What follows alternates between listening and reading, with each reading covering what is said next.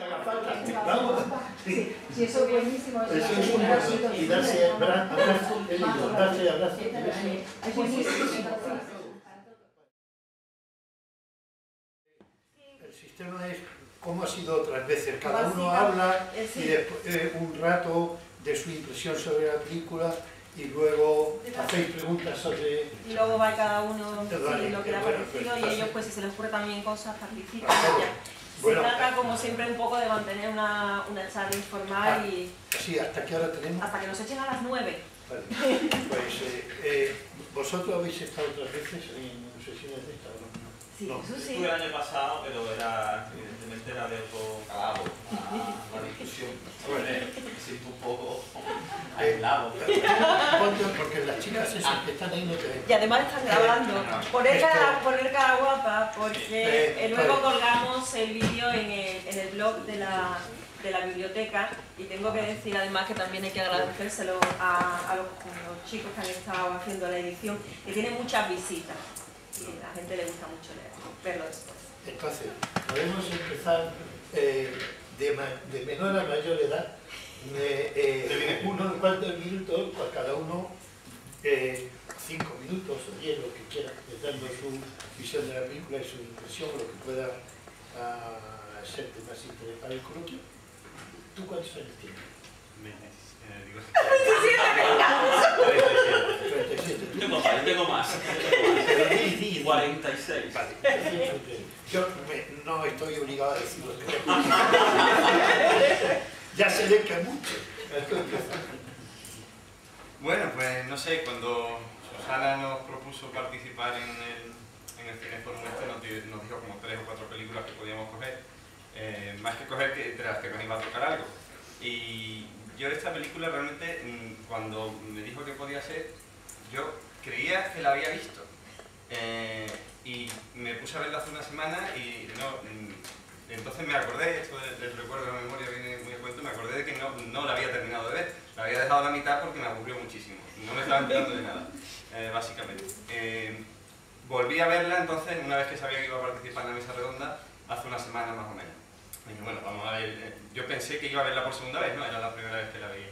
Entonces conseguí enterarme de lo que a mí me había desconcertado por completo la primera vez que la había visto, que era esa especie de flashback que resulta ser un flash forward. Es decir, que cuando empieza la película no es cuando ellos se conocen, evidentemente todos habéis dado cuenta. Ya, yo la primera vez no me di cuenta, me estaba enterando de nada y terminé abandonándola, ¿no? Además es que es muy engañoso ese principio, porque tú ves cómo él conoce a la chica, tú ves cómo él descubre que le han hecho el bollo al coche, por ejemplo, y hay un par de pistas falsas que hay ahí, que evidentemente no le acababan de hacer el bollo, sino que lo había hecho la chica, y al borrar a la chica también tenían que haber borrado el bollo del coche, y él lo descubre por primera vez en ese momento. Total, que cuando uno se lleva un buen rato intentando averiguar cuánto tiempo ha pasado entre que la conoce y lo que está viendo, como en el momento en que la ha borrado, ella lo ha borrado a él de la memoria y él decide borrarlo a ella, resulta que te consigues enterar por fin de que no es que haya pasado tiempo, sino que eso había ocurrido antes. Y no eran 2 años después del principio, sino 2 años antes del principio. Una vez que uno consigue superar ese desconcierto, sobre todo ahora que lo he visto ya por segunda vez y media, la primera media vez y las otras 2 veces, yo he disfrutado muchísimo de la película, sobre todo al principio. Ver el principio, la de pistas falsas que va poniendo, la de engaños que traza, cómo te deja ahí una pista que te das cuenta la segunda vez que la ves y no la primera, cómo va, además fijándote, por lo menos ya he podido desconectar un poco más de la trama, de intentar enterarme de qué está ocurriendo y disfrutas más del aspecto visual de la película. Disfrutas, por ejemplo, de cómo en las conversaciones de ella, en unas escenas que están bastante desenfocadas, con cámara en mano, sin embargo hay un montón de efectos especiales metidos por el medio. Están ellos dos hablando, por ejemplo, en la librería, y mientras hablan, conforme hablan, los volúmenes de los libros por detrás se van convirtiendo en blanco y se van borrando y va desmontándose todo a su alrededor, ¿no? Hay escenas en las que es muy evidente, como cuando ellos están en la casa y empieza a entrar el agua, empieza a desmoronarse, pero por ejemplo la escena de la librería yo no me había dado cuenta de hasta qué punto detalle a detalle por detrás se están borrando los carteles, se están borrando los lomos de los libros, y me parece que estéticamente es una película muy conseguida. Tratándose de una película de ciencia ficción, le da un toque de cine de autor que está muy logrado.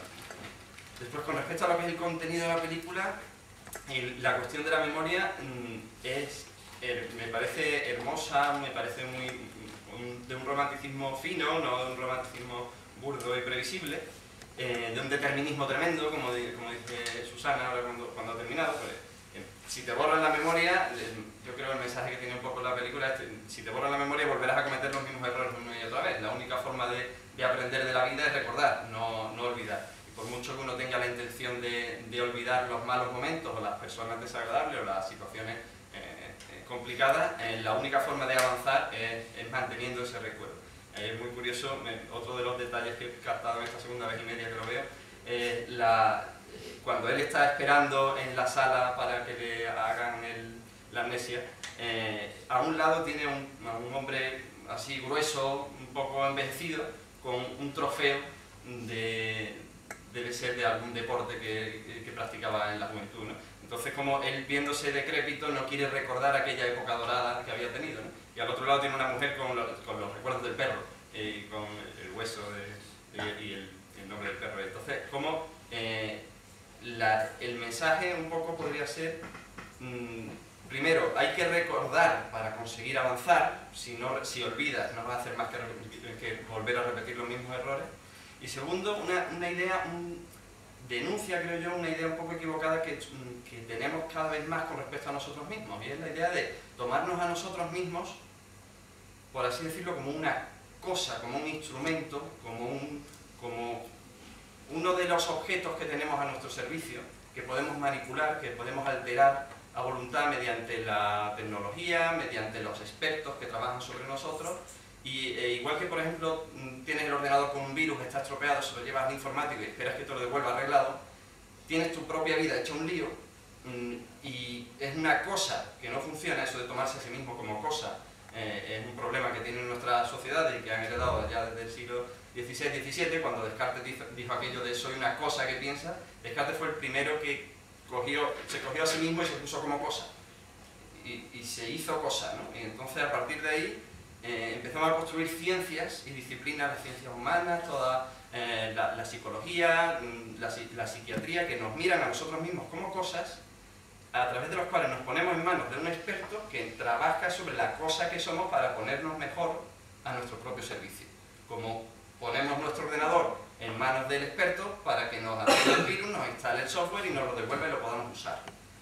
Entonces, esa idea de que nosotros somos algo que usamos, que cogemos, que ponemos al servicio, que ponemos en manos de un especialista y que esperamos que nos devuelva arreglado, esa forma de exonerarse de la responsabilidad de vivir tu propia vida, de tomar las riendas de lo que te ocurre e intentar resolverlo y llevar a buen término tu propia existencia, es lo que creo yo que también está denunciando en la película, ¿no?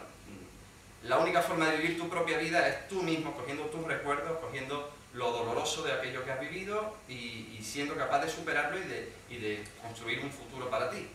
Porque lo pongas en manos de un especialista, tu vida no se va a resolver. Más bien todo lo contrario, ¿no? Tu vida terminará siendo un caos y un vacío. Precisamente como se ven en esos personajes a los que te han borrado la memoria. Son personajes desconcertados, son personajes que no saben cómo reorganizarse, no saben cómo ese sujeto que se encuentra en las páginas de sus 2 últimos años del diario arrancadas y está absolutamente perdido, ¿no? Eso es todo lo que vamos a conseguir si ponemos nuestra vida en manos de un especialista. En algún momento hay patologías en las que es necesario, evidentemente, ponerse en manos de un especialista. Uno no sale de una depresión, por ejemplo, de una depresión profunda, sin la ayuda de alguien. Pero para lo que sería la normalidad de nuestra existencia, la normalidad de nuestra vida, ser capaces de vernoslas con ella, con nosotros mismos como personas, y no como una cosa que ponemos en manos de un especialista, creo que es fundamental y es una de las cosas que podemos aprender de la película. Hay más ideas que podría decir, pero quizás en el debate ya después irán saliendo. Gracias. El otro Jesús. Muchas gracias. Jesús, es raro que conozca a una persona que hable todavía más que yo, sobre todo los alumnos que han tenido la oportunidad de tenerme a mí en clase. Yo durante la película he disfrutado, entonces ahora mismo me coge un poco frío, en el sentido de que es difícil que yo haga el tipo de análisis que ha hecho él. Para empezar, yo no he visto, es la primera vez que tengo contacto con la película. De hecho, cuando yo supe que la película era de este señor, de DiCaprio y pues lo primero que hice fue intentar no verla, porque no me gusta el tipo de comedia que hace. Sin embargo, me he quedado sorprendido porque aunque tiene pizcas, ¿no?, de ese humor que este tío destila, la película no es para nada una comedia. Entonces, para empezar, me ha sorprendido el tipo de cine que este señor es capaz también de hacer, ¿no? Entonces, ¿por qué no he visto yo la película? Por las razones que muchos de vosotros sabéis, ¿no? Mi vida ahora mismo es un caos profesional y sobre todo personal, con críos pequeños y eso, que me impide tener algo de lo que Jesús ya ha ahondado, que es la libertad individual. Es decir, yo ahora mismo me siento desbordado por los acontecimientos. Es decir, yo llego aquí a las 9 de la mañana, dejo un niño en el colegio, así nos encontramos muchos de las personas que tenemos más de 30 y pico años, ¿no? Estamos en un número determinado de horas, es una carrera, los días son una carrera, un día tras de otro. Pero independientemente de eso, la película me deja a mí dos cosas que me gustaría analizar con vosotros. Una de ellas la ha dicho ya Jesús, y yo quiero ahondar en la palabra libertad. No estoy de acuerdo con él, de que eso de que nos vemos como cosas, es que somos cosas. Es decir, nosotros, yo como profesor de biología, somos individuos, y individuos que tenemos un colon, tenemos un corazón y tenemos un cerebro. Y somos individuos que afortunadamente, o desgraciadamente en algunos casos, pensamos. Entonces somos lo que pensamos. Y no solo somos lo que pensamos, sino que porque el pensamiento que yo tengo un día posterior a n, o sea, el pensamiento que yo tengo el día n+1, proviene de mi experiencia en el día n. Por lo tanto, la película tiene una cosa que podemos discutir y que ya él ha comenzado a presentar, y es la experiencia. O sea, tú puedes borrar tu memoria. Es cierto que hay determinismo, pero con eso no consigues nada. Lo que consigues es aprender, que también forma parte del pensamiento. Si aprendes, consigues mejorar como individuo, mejorar como cosa. Si aprendes tanto de lo bueno que te ha pasado como de lo malo que te ha pasado.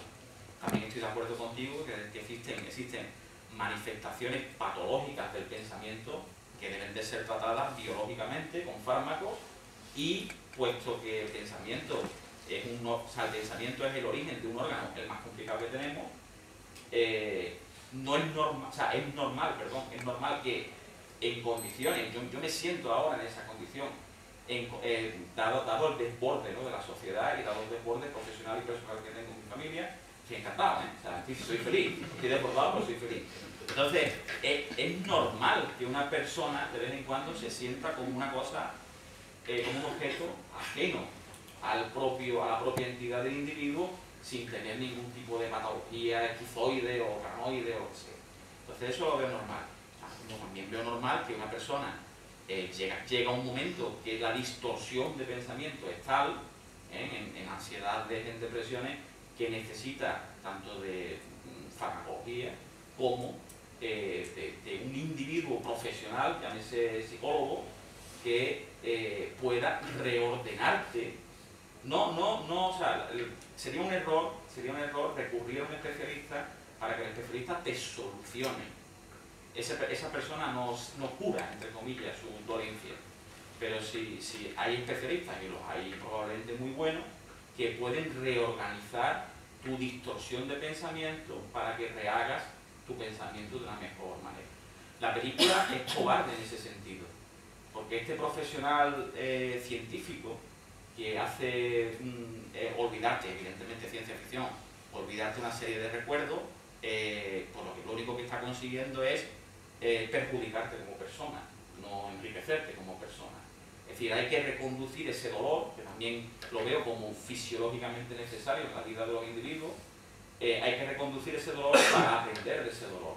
Solamente así puede ser una persona feliz en el día n+1. El día n ya no existe, porque eso es pasado, y eso es una parte de vosotros sois filósofos, yo soy biólogo, ¿no? Entonces, otra de las cosas que a mí me ha sorprendido, que podemos discutir, que de hecho me he reído, hay momentos en los que me he reído interiormente, es una virtud, por no llamarle defecto, o sea, podemos llamarle virtud, también podemos llamarle defecto, de la condición humana. Es algo intrínseco a la condición humana, que es el arrepentimiento. Si este señor toma una decisión, pero desde el mismo momento que toma la decisión, se está arrepintiendo de su decisión. Y de hecho esa parte de la película en la que él está intentando, ¿no?, tirar de las chicas, ¿no?, para decir, oye, que me he arrepentido de la decisión que he tomado. Entonces eso a mí también me ha causado una sensación muy agradable, ¿no? Porque es verdad que forma parte de nuestra forma de ser, ¿no? Nosotros, yo conozco mucha gente, yo soy el primero que dice, yo no me arrepiento de nada. Mentira. El arrepentimiento es una condición, o sea, lo que no hay que es tener remordimiento de ese arrepentimiento. Pero el arrepentimiento es una condición humana constante. Tú te arrepientes de no haber cogido un tren, tú te arrepientes de haberlo cogido, tú te arrepientes muchas veces. Distinto es arrepentirse de cosas ya mayores, ¿no? Me arrepiento de tener un hijo, no, por favor, eso ya sí, no es un arrepentimiento, eso ya es ¿sabes? Una pesadilla, ¿no? Entonces, ese arrepentimiento también lo veo muy necesario en la película. Quizás lo que no me ha gustado, lo único que me ha gustado de la película es el determinismo. Es cierto que aunque te borren la memoria, tus condiciones, dado el aprendizaje, porque el aprendizaje no se tiene de un solo evento. El aprendizaje es algo que tú consigues durante toda tu vida. Entonces, no me ha gustado el determinismo, aunque por otra parte no sé si lo podemos discutir de que sea necesario. Es decir, este señor, independientemente de que le borren una persona, le sigue gustando un estereotipo determinado. Probablemente, aunque le hayan borrado la memoria, le seguirá gustando una comida especial o le seguirá gustando. Entonces, el encontrar otro individuo que pueda compartir esos mismos conceptos, yo creo que puede resultar fácil. Aunque lo que no me ha gustado es ese toque, ¿no? O sea, tú puedes encontrarte por casualidad, pero lo que no me ha gustado de la película es que no te encuentras por casualidad, te encuentras porque tiene un impulso de ir a esa playa donde previamente, no sé, yo quizá, y con esto termino, quizás si el reencuentro, en vez de haber sido en el mismo sitio donde se conocieron la primera vez, sucede a raíz de que el tío ve el bollo del coche y pasa a la chica por allí, como que me hubiese gustado más en la película, ¿no?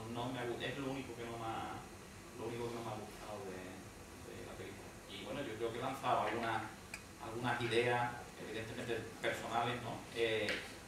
Para un posible debate, que es quizá lo interesante, ¿no? No escuchar más láminas, no escuchar lo suficiente en clase, sino que vosotros pues me hagáis aprender experiencia, me hagáis aprender otras cosas. Muchas gracias. Vale. Bueno, yo no había visto esta película, ni sabía quién es el director, y se me ha olvidado el título también. Olvídate de mí. Olvídate del título. En inglés es algo así como el brillo de la mente inmaculada. Sí, lo que es un sign, algo de Eternal Sunshine of the Spotless Mind. Eso es. El brillo eterno de la mente inmaculada. Bueno. Es el verso que recita la chica, la enfermera del señor que elimina, no recita un verso de Pops, Alexander Pops. Que en inglés tiene más gracia el chiste, que es el Papa Alexander. Ella dice, una cita del Papa Alexander, no, de Alexander Pops. Por eso aquí me lo pone al revés, pero no, la gracia está en inglés. Pues yo, o sea, no había visto la película. No conozco al director, ¿cómo se llama? El director no sé quién es. Tú has dicho un tío que hace No, comedias. el actor, el Carney. El actor. El actor, no, el director, desgraciadamente no vamos ni bien. Vale. Le tengo mucho miedo a este tipo de películas y cuando me dijo Susana las que había y estuve viendo y estuve leyendo los resúmenes que vienen en la web de toda y cada una de las películas, digo, uy, estas son las películas que yo no soy capaz de entender nada y que nunca entiendo y que acabo y no me acabo nada. Y entonces, y como no la había visto antes, viene con pánico y con pavor, porque hay una película que yo vi de este tipo, que es Matrix, que a lo mejor la habréis visto y que yo no entendí nada. O solo... ¿El director de Matrix es el director de esta película? No. Pero yo, Matrix es una película que a mí no me gustó nada y entonces, desde entonces que vi Matrix, le cogí miedo a las películas así, porque yo había visto y veo, me gusta mucho Blade Runner, que se la pongo a mis alumnos y la vemos varias veces, y algunas de esas películas, ¿sí? Pero bueno, ya los antecedentes de he venido con miedo, tal, pero luego conforme la película se ha ido desarrollando, he ido disfrutando como un cosaco, o sea, he disfrutado. Uno, me ha parecido una película genial desde el punto de vista estético, como ha dicho Jesús, o sea, me parece que el director es genial, el modo de tratar cinematográficamente y hacerte visible y hacer plástico lo que es olvidar, borrarse el olvido, lo que son los sueños, y también, es decir, la forma del mundo onírico es un mundo de superposiciones en que las cosas se articulan de una manera unas veces limpia y lógicamente lo que tiene que ver con la salud de la persona y el estado anímico equilibrado de la persona, entonces los sueños están muy bien dibujados, son sanos y bien, y otras veces cuando la salud de la persona no es tan buena y el equilibrio, entonces los sueños digamos son absurdos, ridículos, y esa forma de superponer, digo, este tío ha descubierto un modo genial de tratar el mundo onírico y de forma que se entienda, curiosamente y para mi sorpresa yo entendía lo que iba ocurriendo ahí porque lo interpretaba así y digamos y cómo el mundo de los recuerdos así va funcionando, ¿no? O sea, eso desde el punto de vista estético, de hacer comprender lo que es ese mundo psíquico mental de recuerdos y de sueños. Luego me parecía a mí también que vamos a ver, que desde el punto de vista de ciencia ficción es una película que puede ser interesante porque a mí me parece que propone bastante debates científicos muy buenos y a mí no me parece nada de ficción ya, por lo que yo los últimos detalles, mientras veía la película, estaba recordando pues, las cosas que he leído en los últimos meses que tienen que ver con neurociencia. Y entonces las cosas últimas que he leído que tienen que ver con neurociencia son... bueno, la última que no sé si he leído o he escuchado por la radio o por la televisión ayer, es la noticia de una exposición en Londres de la totalidad del integral de grabados de Leonardo da Vinci, que recoge todas las formas. Leonardo da Vinci muere en 1520 o por ahí, ¿vale?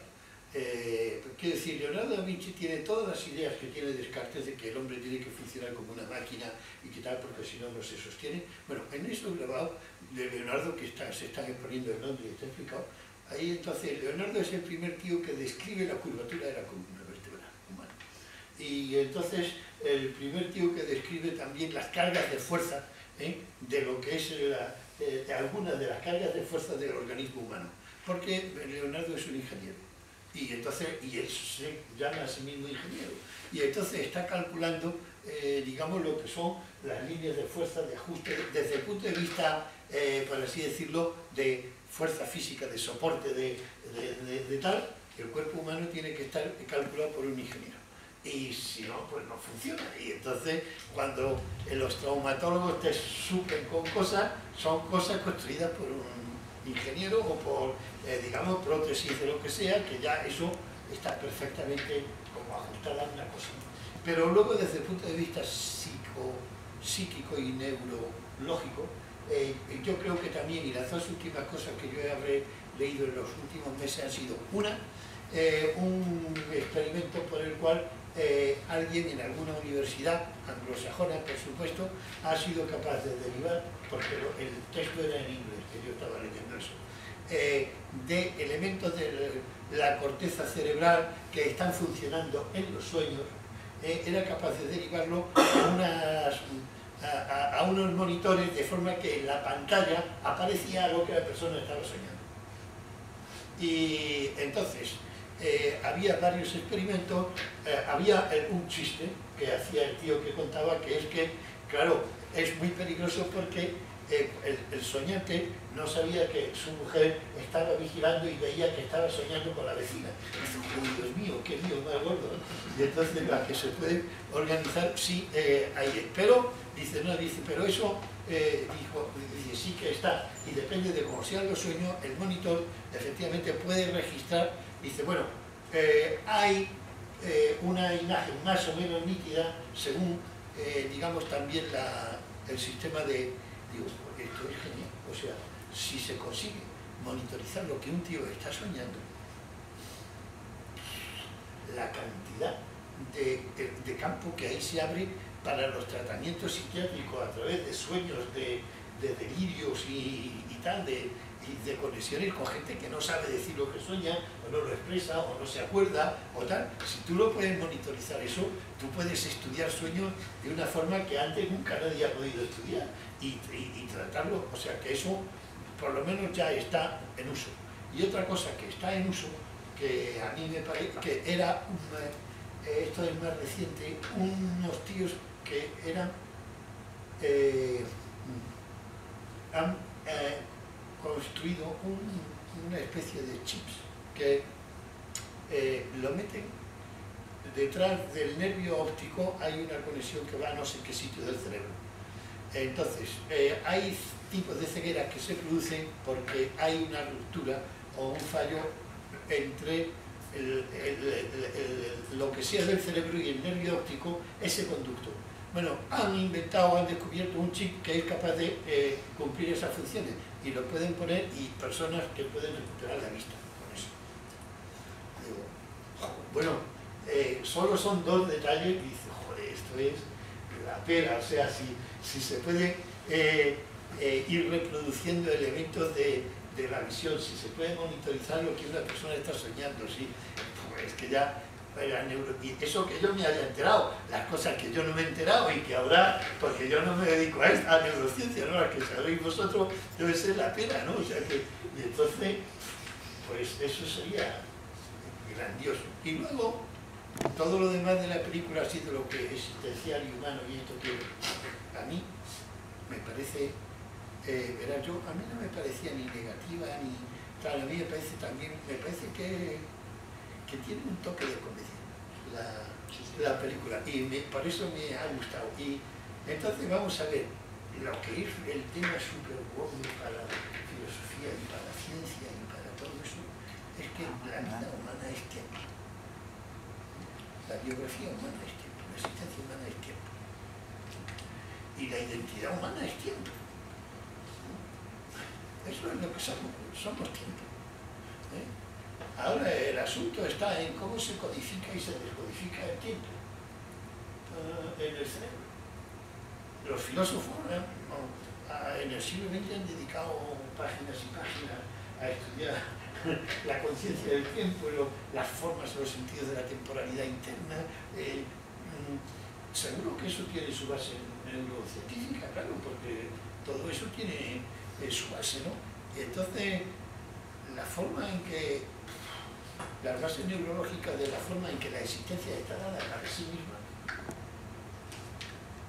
yo creo que ese es el tema de la película, y yo creo que el tío que lo hace muy bien. Yo creo que el tío que borra a la gente es como un poco clandestino y que está ahí en un cuchitril y tal, y por eso la chica lo denuncia, coge todos los papeles y luego al final, porque le parece que eso debería ser un delito o algo así, y que eso no se puede hacer. ¿Por qué? Porque la identidad humana es tiempo, o sea que lo que yo soy es tiempo, y eso, vamos a ver, no solo desde el punto de vista filosófico, sino desde el punto de vista teológico, por si aquí hay creyentes como yo, en las misas y en la liturgia de difuntos, que se decía, había una cosa que se decía, que descansen de sus trabajos, en latín la fórmula era requiescant ad laboribus suis opera enim illorum secundum illos. Es que yo ya soy muy viejo y me sé frases en latín, pero se decía eso en la misa de difuntos, y ahora ya no se dice en español, pero que quiere decir que descansen de sus trabajos, pues a cada uno le seguirán sus obras. a cada uno le seguirá su tiempo. Toda la dogmática cristiana del juicio final, de tal, ¿qué es un tiempo? En el plano filosófico, si uno lo analiza, aún es tiempo. Y en el plano teológico, cuando los teólogos se lo analizan, también te dicen el ser humano. Lo que pasa es que ese tiempo promete ser un paquete y aseguran ellos, los teólogos, que eso se cuaja como eterno ya para toda la eternidad, que es la salvación eterna y tal, pero bueno, eso es otro asunto. Nosotros lo que sí sabemos aquí ahora es que es el tiempo. Y que la manera en que el tiempo se recoge a sí mismo en la conciencia, que es la razón por la cual cabe arrepentimiento. Pero seguro que hay una base neurológica del arrepentimiento. Porque hay una base neurológica del afecto, hay una base neurológica de que uno recuerde unas cosas u otras no, de reconoce palabras o no, o tal. Y eso debe ser la pena, vamos. Que haya una base neurológica del arrepentimiento, que es la libertad misma. O sea, el poder que el hombre tiene sobre el tiempo, eso sí que... bueno, Nietzsche le parece que no ha pensado bien eso. Cuando cree que el hombre no tiene ningún poder sobre el tiempo, claro, pero que tiene, puede arrepentirse. Aunque sabía que el hombre también tiene un poder muy grande sobre el tiempo, que lo puede anticipar, y de hecho, una de las definiciones más bonitas que se han dado nunca del ser humano, la ha dado Nietzsche cuando dice que el hombre es el animal que puede prometer. Prometer es poseerse a sí mismo en el futuro. O sea, prometer es poseer por anticipado el tiempo que te queda.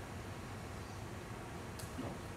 Pues tú dices, yo te prometo que estaré contigo hasta que la muerte nos separe. O pues yo te prometo que pagaré la hipoteca hasta que... Independientemente de que el tiempo no se pare. Que tú encuentres a alguien. Hasta la última mensualidad. Seguiré pagando la hipoteca porque tú encuentres. Por ejemplo, ¿no? Y entonces me dan el dinero, ¿no? Porque yo me comprometo a que yo voy a hacer eso, ¿no? En la firma, ¿no? Y luego cuando me arrepiento es igual. Recojo la totalidad de mi tiempo pasado en el pasado. Digo, un momento, eso ha pasado. Pero no hace falta borrarlo. ¿Por qué? Porque yo dispongo actualmente en cada momento de mi tiempo ahora y todo, y lo que queda de aquí adelante es mío en disposición actual completa. Y eso es lo que se llama libertad. Pues ya está, yo he hablado.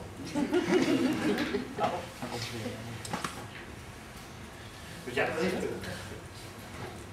El hombre es tiempo, siempre y cuando sea fisiológicamente normal, ¿no? Porque hay dolencias como la demencia, como el Alzheimer, en el que el individuo no tiene conciencia de su tiempo. Entonces, yo creo que somos tiempos desde el momento que podemos recordar nuestra vivencia. Si no somos capaces de recordar nuestra vivencia, no sé qué somos. Y eso a mí, aparte de que me traumatiza un poco, es cierto, me da la impresión de que yo tengo cierto miedo escénico a eso, en una posible vejez que yo pueda tener, nunca se sabe, ¿no? De que lo que va a pasar con tu vida. Eso también forma parte de la idiosincrasia humana, ¿no? No saber qué va a pasar, tú puedes prometer, pero no puedes anticipar. A mí me da la impresión de que eso es probablemente de lo más triste que te puede suceder en tu existencia. Que no recuerdes, o sea, si algo tiene de bueno la vejez, son tus recuerdos. Y que no puedas disponer en esa edad de tus recuerdos, porque hayas tenido estos procesos también neurodegenerativos, pues quizás es lo más triste, ¿no? que te puede pasar. Somos tiempos, pero somos capaces de recordarlo. Si no somos capaces de recordarlo, yo ya no sé, y a eso a ver si me ayudáis también a entenderlo, soy filósofo. No sé qué. Ahora, primero Jesús te dice y luego te digo. Si quieres, claro. Y después lo de prometer sí tiene una base, lo de prometer no, lo de anticiparse. Lo de anticiparse sí tiene una base neurológica muy establecida en el lóbulo frontal, que es lo que nos permite, por ejemplo, en una discusión fuerte, no llegar a matar al que discute, o lo que nos permite a los adultos, que no a los niños, si sale una pelota a la carretera, no salir corriendo detrás de la pelota. El niño no anticipa. Los adultos sí somos capaces de decir, oye, me voy a parar, voy a mirar a la izquierda y a la derecha, a ver si viene un coche. El niño no cruza la carretera porque sea más malo o porque sea más bueno. el que es bueno se para y el que no es bueno, el más travieso no se para, ¿no? El niño no se para porque no sabe pararse. Igual que cuando el adolescente es un poco alocado. El adolescente es un poco alocado no porque volvemos a lo mismo, no porque nuestra educación haya sido más laxa o menos laxa, o porque el adolescente sea más travieso o más formal, sino porque el adolescente no sabe hacerlo. Su cerebro es incapaz de hacerlo. Entonces eso también podemos discutir hasta dónde nosotros realmente somos cosas gobernados por algo que nos hace también imaginar que somos los que los gobernamos. A mí me da la impresión de que eso es al revés. Esta cosa nos gobierna a nosotros y nos engaña de que somos nosotros los que gobernamos esta cosa. Es decir, eso los filósofos tenéis mucho que decir para ayudarnos a nosotros los científicos a saber quién piensa. ¿Piensa el cerebro o piensa la persona? ¿Piensa el individuo o piensa el órgano? Eso, ¿sabe? Voy a ver si le puedo dar entrada. A ver si le puedo poner un 6 para que se doble. ¿Saben jugar al dominó? No sé. Vamos a ver. Esto... vamos a ver, creo que es que somos tiempo a muchísimos niveles y muchísimos tipos de tiempo y muchísimos tipos de memoria. En primer lugar, es posible que la primera de todas las memorias y el primero de todos los procesos temporales sea el proceso embriológico, que está controlado desde una memoria que sabe, hay un centro del controlador del proceso embriológico en virtud del cual el embrión sabe construirse a sí mismo y sabe qué parte ha construido ya y qué parte le falta. Cuando el embrión, y eso es una memoria, y es un tiempo. Hay otra memoria y otro tiempo que es el del sistema inmunológico. De manera que el sistema inmunológico está funcionando con otra memoria y otro tiempo que naturalmente no es el de la conciencia intelectual humana. Y que es un tiempo de forma que el sistema inmunológico sabe siempre cómo recomponerse a sí mismo porque se acuerda de sí mismo y de su proceso de construcción. Y cuando se olvida, entonces nos morimos. Cuando el sistema inmunológico se olvida de cómo se puede recomponer y cómo puede entrar y cuándo tiene que reponer tal, y esa memoria falla, entonces el proceso ese temporal de ese. Luego hay otro tipo de procesos temporales orgánicos que tienen otro tipo de centros de control que yo no lo sé y que no he estudiado. Y luego está la conciencia humana, en la cual hay varios niveles de centros de control. Hay un nivel de control que es lo que los filósofos llaman una conciencia actual, que es la conciencia de la que habla este Jesús, de que creemos que lo controlamos todo porque somos conscientes y somos libres y tal. Buena parte de la libertad, lo que llamamos libertad, está referida a la conciencia intelectual. Y esa conciencia intelectual, funciona, y la libertad funciona gracias a que todas las demás conciencias, a todos los demás centros de control, de todos los demás sistemas de memoria y de tiempo, están funcionando bien y permiten que la conciencia en el suyo esté funcionando. Pero en el intelecto o en el espíritu, o no sé cómo llamarlo, en el intelecto vamos a llamar, que es menos germánico, pero de intelecto, ¿no? Hay unos niveles de conciencia en virtud del cual de que nosotros no conocemos, no controlamos, y que ellos sí nos controlan a nosotros, y que de eso es de lo que más sabe Jesús, que es cuando hablamos. Nosotros, cuando hablamos, controlamos lo que estamos diciendo. O sea, yo controlo conscientemente lo que quiero decir, y sé lo que estoy diciendo.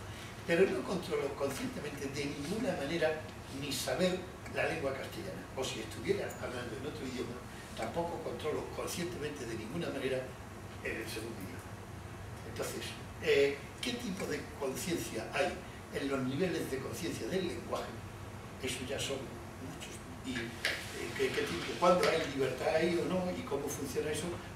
yo creo que el que más sabe de nosotros es Jesús. Y bueno, él sí que sabe cuando hay libertad o no en el lenguaje. Lo sé todo. Bueno, quiero decir, me parece que igual no sé, por si quieres decir de ahí cosas. Yo quiero decir muchas cosas, pero nadie todavía ha participado en el público y no quisiera que monopolizáramos tampoco nosotros. Pueden ser preguntas, comentarios, ¿estáis de acuerdo o no estáis de acuerdo con lo que alguno de nosotros ha dicho? Yo quiero lanzar la pregunta, me estoy de acuerdo con eso. La pregunta es la siguiente. Lo que plantea la película en base a la felicidad es una solución. Es decir, si yo estoy... Hay una cámara, no se puede decir jodido, hay que decir fastidiado. Entonces, si estoy fastidiado con mi vivencia personal, es una solución, lanzo esa pregunta, es una solución lo que se hace en la película, es una solución borrar, acudir a un centro para que se me borren esos recuerdos, esas memorias. Fijaros, la respuesta no es sencilla, porque os voy a hablar de una vivencia personal. El público, la mili. Mi padre, sí señor, mi padre, ¿por qué? No, pero voy a explicar por qué hice la mili. Yo hice la mili porque mi padre era militar. Entonces hice una mili, un sucedáneo de mili, que se llamaba Hijos del Cuerpo, como si vosotros no fueseis hijos del cuerpo tampoco, de vuestro padre y vuestra madre. Entonces yo vi la mili y lo primero que vi en la mili fue la falta de objetivo, es decir, la inutilidad de hacer la mili. Distinto es tener ser militar como era mi padre, que era especialista, que es así también lo es mi hermano. Es decir, en la especialidad militar hay un objetivo. Tú pones bombas, tú quitas bombas, pero la mili, ¿qué objetivo es? Desfilar y aprender a desfilar y aprender a saludar a los superiores. O sea, yo le vi una carencia de objetivo. Fijaros, ¿por qué estoy diciendo esto? Porque yo tengo unos recuerdos malísimos de la mili que afortunadamente con el tiempo he borrado. No los he borrado, sino que es distinto decir borrar los recuerdos que no acordarte de ellos. Es decir, yo no me acuerdo de la mili, no quiero acordarme de la mili y no me acuerdo de la mili. Y cada vez que tengo una experiencia traumática, no se me viene a la cabeza, hostia, este era el sargento, no sé quién, ¿sabes? Entonces, mi pregunta es esa. ¿Es una solución o no es una solución lo que se hace en la película ante una vivencia infeliz? Yo creo que es una solución, pero muchas veces lo que hacemos es cuando, como te has dicho, cuando no te quieres acordar de una cosa. Es distinto que sea, volvemos a la libertad, es distinto que lo hagas tú por tu propio... Pero ahí te vas libremente en principio a borrarse la mente. Puede ser en un principio por un impulso que tienes de quiero borrar este recuerdo porque me venía ahora, que luego se arrepiente en la película, lo está borrando, pero en principio eres consciente de que quiere borrar ese recuerdo. O sea que también es lo mismo que tú no quieres acordar otra cosa, como has dicho. Pero pues, he sacado la mili porque tenía truco mi pregunta. Date cuenta, yo no he borrado lo de la mili. Yo lo he aparcado, pero yo me acuerdo, o sea, yo todavía me acuerdo de cuando tuve que hacer cocina y había que limpiar las ollas, y yo me acuerdo todavía de ese tipo de... para el bolos de bolletas, ¿se acuerda de esas cosas? Pero lo que sí he aprendido de eso, que ya no me duele, entre comillas. Pero no tienes la posibilidad que tenía en la película que era borrar. Él tiene la posibilidad y él es consciente de que quiere borrarlo de esa manera. Usted lo ha hecho de la forma de en plan de no me quiero borrar de ello. Él puede hacer eso, pero yo creo que en la película le dan la opción de todo borrar. Yo creo que no es una solución. Yo creo que es una manera de olvidarte de las cosas, ¿no? Una es como dicen en la película, ¿no? De borrar los recuerdos, que es menos posible, ¿no? Digamos, a día de hoy. Y la otra es simplemente eliminar la conexión que hay entre el recuerdo y lo que te duele. ¿Sabes? Sí, porque tú realmente te olvidas las cosas, pues ya no te duele. Te siguen doliendo constantemente, tú te vas a acordar. Pero no es un error. De hecho, la película no da esa idea. No da la idea de que tú vuelves a caer en la misma moneda y vas a volver a ser infeliz. Lo dicen ellos al final de la película. Yo soy así, te vas a cansar de mí, van a volver a tener infelicidad. Es decir, no es mejor tener la experiencia y aprovechar esa experiencia para no caer en la misma piedra. Es la manera fácil, pero en realidad no tienes que aprender de ello, sea bueno o malo. Venga, voy a hacer yo la defensa de la película. Es que no se puede. Tu cerebro está diseñado para repetir un determinado patrón. Somos neuronas, somos canales iónicos y somos hormonas. De manera que incluso aunque quieras retirar la experiencia local, el encuentro, sea fortuito o no, conduce de nuevo al choque de trenes. Y eso es fisiológico. Puede parecer que es la respuesta fácil, pero es que es la respuesta fisiológica. Si en vez de ser algo con un dolor suficiente para ser fisiológicamente soportable, lo llevamos a la situación extrema del estrés postraumático, la reacción del cerebro es bloquear toda esa sensación fisiológica cuyo dolor, cuya gestión del dolor se hace tan insufrible para el individuo que lo que hace es eliminarlo. Igual porque, por intentarlo llevar... Además me ha hecho mucha gracia el efecto que ha tenido, que voy a plantear la pregunta y mis chicos rápidamente me han mirado a mí como para pedir permiso, ¿no? Que no pasa nada, que no se pone nota. Vamos a llevarlo a la... Es que estamos empeñados en identificar al individuo más o menos cosificado, ser humano. Pero es que yo niego la mayor. No existe eso. Existe el grupo social. El cerebro usa un montón de información todo el rato en no olvidarse ni de ti, ni de ti, ni del otro, ni de la moto. De los que son los buenos y de los que son los malos. Identificar la respuesta y la relación que tenemos entre el grupo.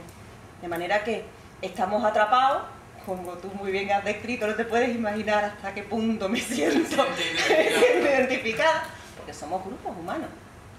Somos grupos humanos y respondemos como un grupo humano. Obviamente no tan programado como la abeja, pero hasta qué punto fisiológicamente podemos romper con eso y saltarnos la idea de que somos grupos. ¿Qué os parece como planteamiento? Yo por defender al pobre del director que le habéis dado fuerte y flojo, vamos. Quiero defender también la película, sin que se nos note mucho que nos gustaba la película de antemano. Porque en el fondo la película es que las relaciones humanas están hechas de lo bueno y de lo malo. Y evidentemente hace daño, el desamor hace daño.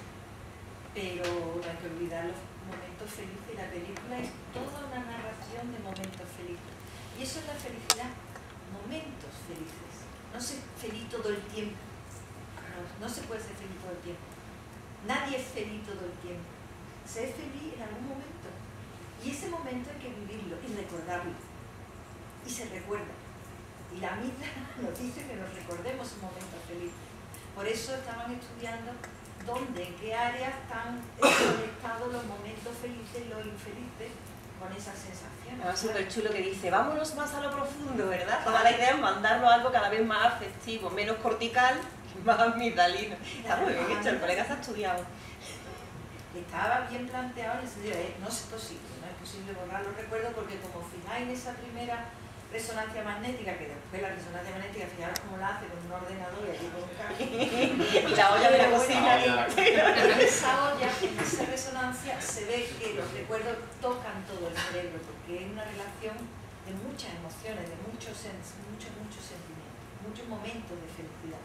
Y esa es la felicidad, momentos de felicidad. Yo quería preguntaros eso, a vosotros que sois especialistas de ese área, también, que me explicasen un poco más de eso, de situaciones naturales, entre comillas, accidentes o eso, sobre todo situaciones límites, ¿no?, de la conciencia humana que llevan al cerebro a cortocircuitarse. ¿Qué tal es el cortocircuito? Porque en un shock traumático, psicológico,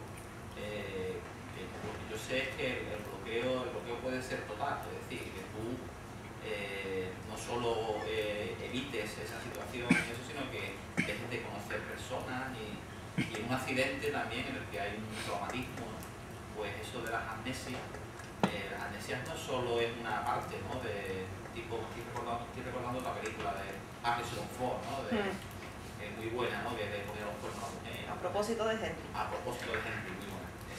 Que al final lleva a la lincha, saca a la niña del colegio internado, esa pisadilla esa. ¿Hasta qué punto tú no solo olvidas una parte, sino que olvidas más cosas? Entonces, no es quirúrgico, el cerebro no funciona de forma quirúrgica Y tampoco, alguien lo ha dicho además de vosotros, tampoco es verdad que en las situaciones extremas asociadas normalmente a guerras, violaciones, este postraumático clásico es una patología, con lo cual tú lo que haces es una reacción desmedida porque bloqueas eso. Quirúrgico como se hace aquí, lo ha contado muy bien Charo, no sale. No, ¿Se puede? Tenemos ejemplo, por ejemplo, hoy, una cuñada de un amigo mío que ha tenido un glioma, le han tratado el glioma y después tuvo una náusea cerebral por el tratamiento y ahora ha perdido totalmente la memoria A corto plazo. Totalmente. Entonces ella, por ejemplo, pues llega un amigo, lo saluda y dice, ¡ay, qué bien! Oh, que me alegro de verte. Se va al cuarto de baño, vuelve del cuarto de baño y dice, hombre, tú aquí, qué bueno que va. Se va a la cocina, vuelve y lo saluda de nuevo. Pero terrible es como describe su propia situación. Ella dice que tenía una librería con todos los libros ordenados. Entonces, como describe cómo se siente ella, que tiene una librería y le han tumbado la estantería y ahora no sabe dónde están los libros. Con lo cual la imagen es espeluznante. Una pregunta. En la película dice que deja el recuerdo, pero que quita la resonancia afectiva del recuerdo. De forma que ya ve la imagen, pero ya pues no le desagrada o no le parece mal, o le gusta en vez de o le es indiferente. ¿Eso es viable? Eso es lo que hacemos nosotros todo el rato. De hecho es el saber popular, que cuando tú dices que el tiempo todo lo cura, literalmente lo que estás describiendo es lo que te hace tu cerebro. Que cuando intentas recordar algo agradable, el nacimiento de tu hijo, eso lo recuerdas con toda la intensidad, el cerebro recompensa mucho. En cambio, las noches sin dormir pierden la carga emotiva y empieza a decir, bueno, tampoco era para tanto, ¿vale? O sea que el cerebro tiende a atemperar eso. Y eso está codificado genéticamente. Tú decías que nos lo preguntabas a nosotras porque éramos las de neurociencia y la pelota está en la biología molecular, porque lo que sí está claro es que la distribución de los canales, cada cual tiene la suya. Lo que la naturaleza no da, Salamanca no lo presta, pues algo así.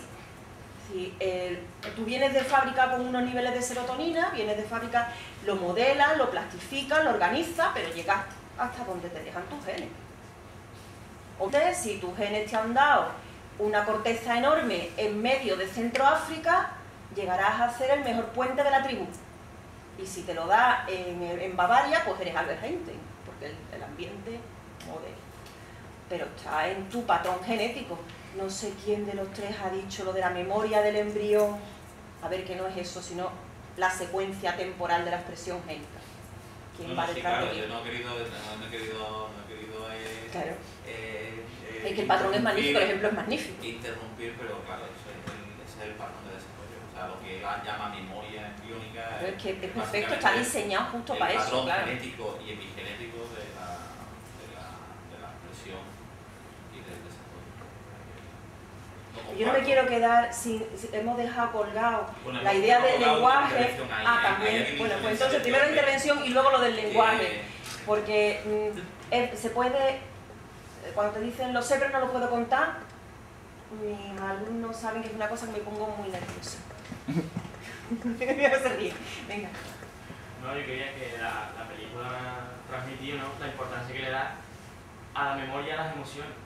Porque es verdad que el doctor que borra la memoria, le borra la memoria visual, le dice que borra todos los recuerdos, pero de alguna manera la protagonista, ella cuando está con el otro chaval que le roba la identidad, le dice las cosas que ella no las recuerda textualmente las palabras, pero le queda un sentimiento que dice, vamos al lago, ¿no?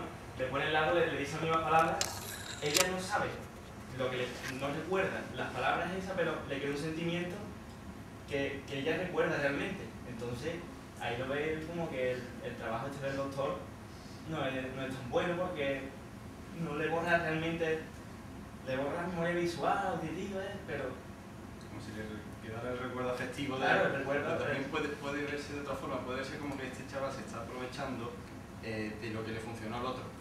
Es decir, ella es como es, hay ciertas palabras, ciertas expresiones, ciertas situaciones que la hicieron enamorarse de Jim Carrey y el otro conoce esas situaciones y ella antes, no porque recuerde... no se rayaría cuando lo volviera. Claro, el problema es que se raya, efectivamente, no es que le funcione. Si le funcionara, estupendo. Pero el problema es que cuando le dice cómo era, lo de él es muy agradable, era como una especie de muletilla que tenían entre ellos para decirse, en vez de me lo he pasado fabuloso, ha sido muy agradable, ¿no? Eso sale varias veces. Cuando él le dice, eres muy agradable, lo que dice, le molesta, no lo soporta, ¿no? Efectivamente hay un fallo ahí medio borrado. Pero claro, lo que quiero decir es que cuando el chaval, el Frodo, para entenderlo,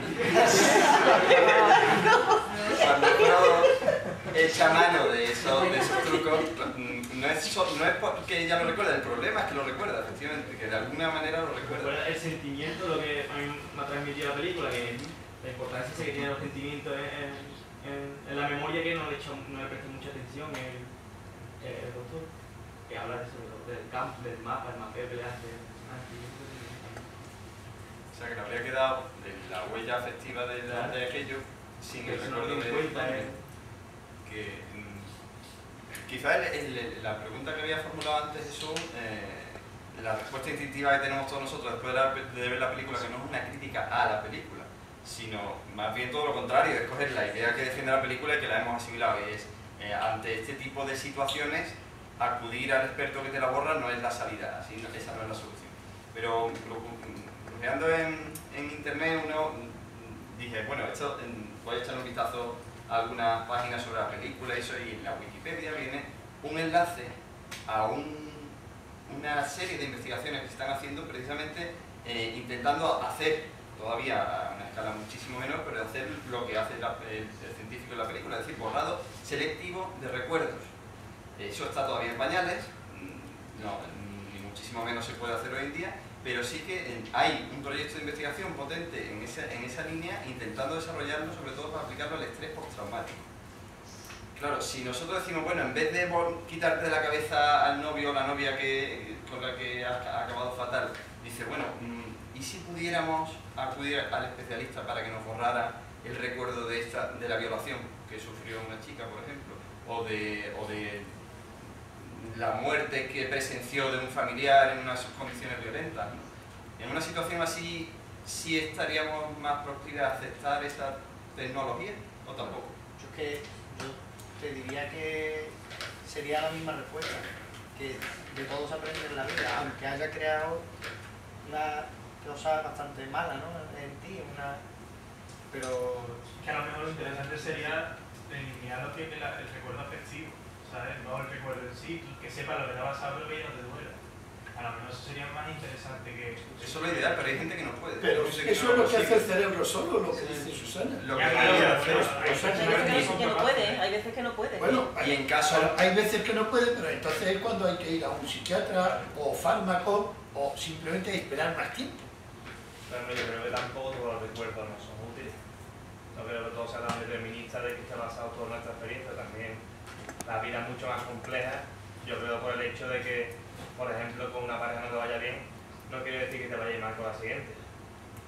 Por ejemplo, en el caso de la pareja, que en este caso ha puesto a coincidir con la misma persona, pero a lo mejor con otra, esa que no se acuerde de nada, le va bien. Sí, claro, el problema es que va a ser más reacio a tener una pareja o a compartir determinados momentos de tu vida con esa pareja. A lo mejor, por ejemplo, no le va a decir a la primera, voy a decir sí. A lo mejor va a decir, no, espérate. Bueno, creo que eso pasa. Hay muchísimas personas que pasan así, hay personas que lo dejan con su pareja y luego pues no quieren volver a saber nada muchísimo tiempo, no les apetece, y sin embargo hay otras que automáticamente dicen, bueno, esto me ha servido para aprender, sigo para adelante, y al siguiente por la otra tan igual, incluso mejor, ¿no? Que eso realmente ya se hace solo, que no es necesario. Yo creo que de los recuerdos se aprende, que por eso no deberíamos de eliminarlo, porque al fin y al cabo es una información tuya. Pero yo creo que depende, por ejemplo, en un caso de estrés postraumático, ¿qué te puede aportar a ti un recuerdo de una violación? ¿Qué vas a aprender a partir de eso? ¿Qué vas a aprender eso? Entonces creo que... A no volver a estar en la misma situación. Pero depende. No, pero... No estaba pidiendo. Con eso que la víctima lo Culpable, no. Me refiero en las mismas condiciones en las que le ocurrió, aunque ella no quisiera. Es decir, sola en medio de un puente, pues esa persona le cogerá miedo a ir sola por la calle y siempre irá con una amiga. Si tú no tienes ese Pero recuerdo. te das cuenta que lo que estás haciendo es culpabilizar a la víctima de lo que le ha pasado. Sí, Si le va a servir para autocensurarse, mal asunto, estoy con él, mejor que lo elimine. sí. ¿No? Pero no sé, yo creo que algo de aprendizaje sí hay.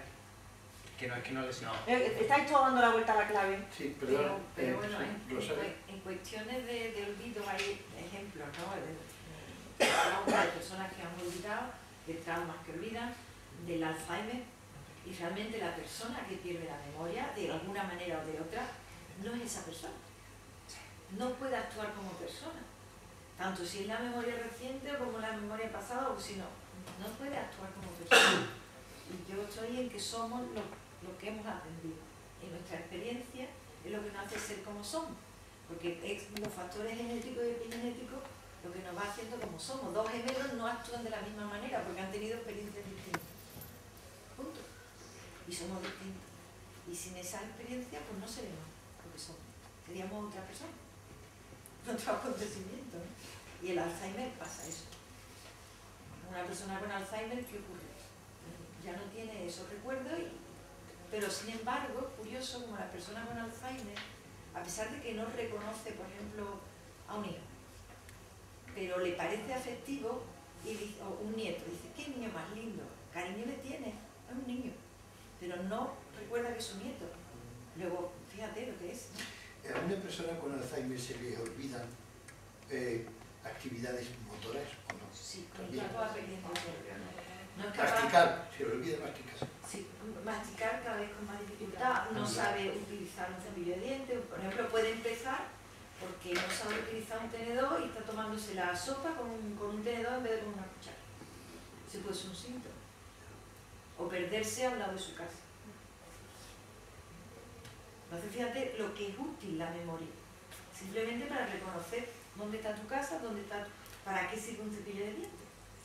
Si no, si perdemos eso, y si te borran un cachito de cerebro, ¿te están borrando eso o qué te están borrando? ¿Hasta dónde puede llegar? Uy, tremendo. Yo no me sometería de ninguna manera. O sea, ¿os parece que la película es de demasiada ficción? Porque eso es imposible, ¿verdad? Bueno, sobre todo es que después de lo que se ha vivido con una persona durante 2 años, en el día a día, es que no puedes sencillamente eliminar a esa persona y que el resto se sostenga. Es como si intentaras quitarle, yo que sé, una tela estampada, quitarle la mitad del color, pues es que el resto se te desmorona, ¿no?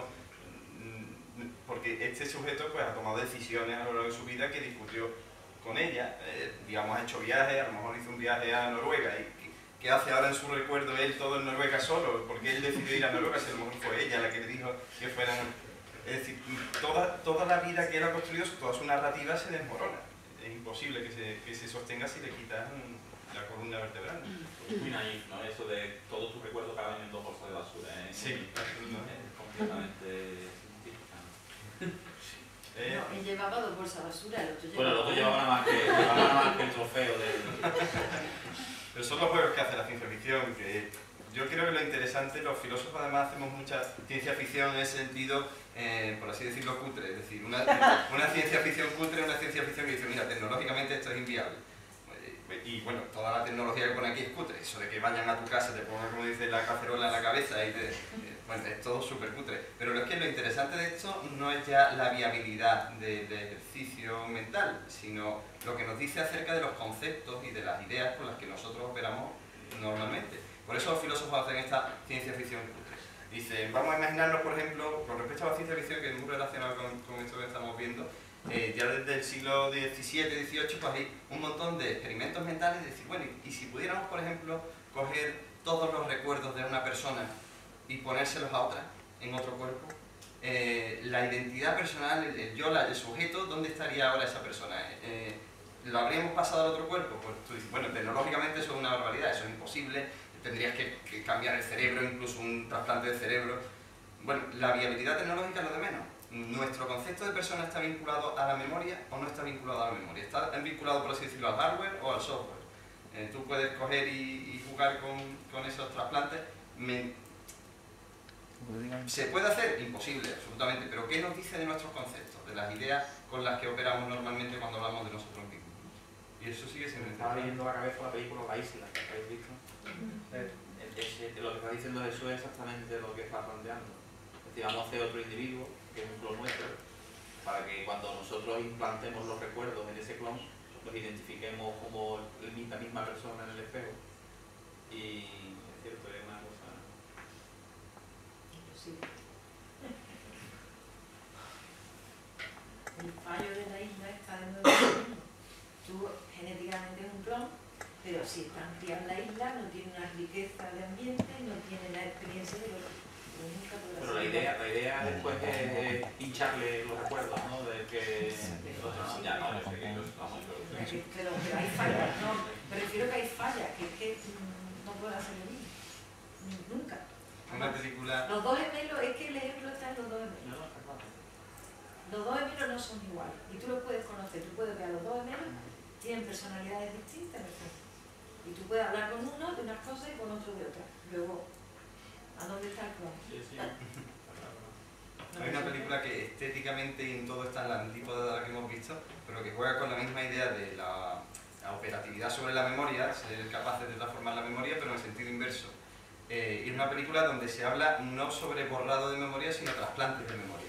Poder meterle a alguien en la cabeza un recuerdo que no es suyo, que no ha vivido realmente. No sé si sabéis qué película estoy hablando, se llama Desafío Total, de Schwarzenegger. O sea, estética y en todos los sentidos es lo opuesto a esta película, pero juega con la misma idea al revés. No podemos coger una película a una persona y borrarle, sino podemos coger una persona e implantarle recuerdos que no ha tenido. Y también, pues, vale, tecnológicamente es una barbaridad, ciencia ficción absolutamente irrealizable y naif, pero ¿qué nos dice acerca de los recuerdos? ¿Esos son recuerdos? ¿Son falsos recuerdos? ¿Qué los hace parecer recuerdos? No. ¿Qué se os sirve la angustia del paciente de Alzheimer en sus fases iniciales? Es justo lo que estáis describiendo. Lo que yo presencio en gente muy próxima a mí es la sensación de que te estás borrando como individuo y que lo que es tu entorno seguro, tu grupo base, no significa nada. Y desde luego, borrar el recuerdo no genera ninguna felicidad. Bien al contrario. Te sientes extremadamente indefenso, extremadamente desconfiado, extremadamente asustado. Eso es lo que yo vi. Sobre todo desconfianza, genera desconfianza. Porque te está cayendo la estantería, como venía en la película, te borra la estantería. Bueno, yo estoy encantada, la verdad, pero son las 9:05. O sea que si hay alguna pregunta más, antes de terminar. Bueno, recordaros que después de 15 días tenemos una última sesión del ciclo de cine y precisamente la película trata de eso, de si te ponen un recuerdo que pasa. O sea que volveremos a... De modo que si no tenéis nada que hacer, tal que esa misma fecha dentro de un par de jueves, de este lado. Está en el ciclo, pero trata de eso, de cómo qué pasa y te ponen una memoria, y datan una memoria. ¿Qué pasa? Entonces se hace ahí el debate. O sea que, al contrario de esto. Y lo bueno, poder discutir diversos. Pero bueno, una vez más, muchísimas gracias, de verdad. Gracias a todos, Lucas y Oscar.